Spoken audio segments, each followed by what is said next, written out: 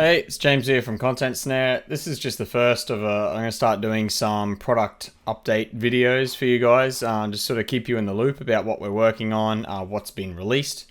And so the big thing we're focusing on right now is usability and making things easier to use. Now that's happening in a few ways. You see the first thing here is this new onboarding pop-up that shows up the first time you run the app. This goes out via email as well with a few more videos, but this one's aimed at getting your first request set up basically in 2 minutes, I think it is, using some templates and the ability to book in an intro chat. But you can close that down. The next thing is this help tab will show up for you soon. It's not in the live version yet, but it will be. And basically it'll have some in-context help about requests and how the communication stuff works. It'll also be available at this URL here.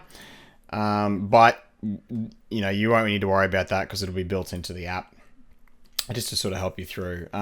We're in the process of streamlining the creation of requests to make that a lot easier. For example, projects have been a little bit confusing to people, so we're going to fix that up a little bit.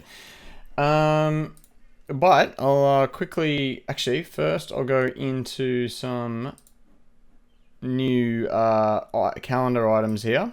Sorry, calendar items, some menu items. So we've renamed some things and moved some things around to make it a bit more obvious. We used to have templates. We used to have communications templates, which were basically follow-ups. I don't know how we ended up calling them that, but they used to be in this section along with email templates. Now that's all under here, under follow-ups. So we've got follow-up rules, which is where you define your I'll just show you when emails go out. So 5 days after the request published, then we send this email. And you can create as many rules as you like for one sort of schedule. And the email templates that you can send out are here. So we're keeping all the follow-up stuff together in this new section, and we renamed schedule as calendar because that's kind of what it is. It seems a bit more obvious. So this is where you'll see due dates and start dates and when emails are going out. I don't have any dummy data in here, but that's just more of a sort of language thing rather than anything major. It's sort of just moving some items around the menu and changing what they're called. Alright, so if we go back to creating a request, it's an error. Of course it is.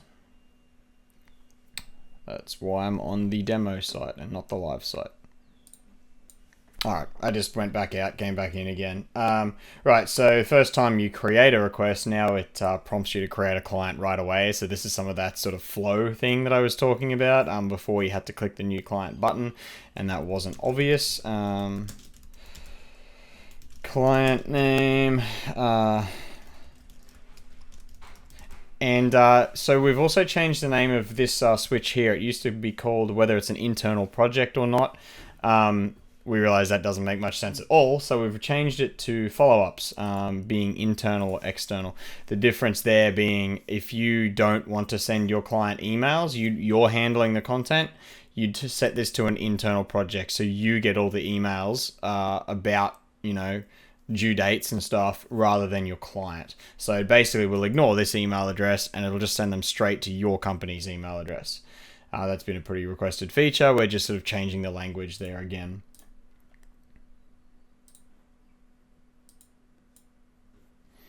Alrighty, user is already invited. That'll teach me for using the test environment again. Anyway, I think that's pretty much the major stuff for now. I'll leave it there and talk to you soon.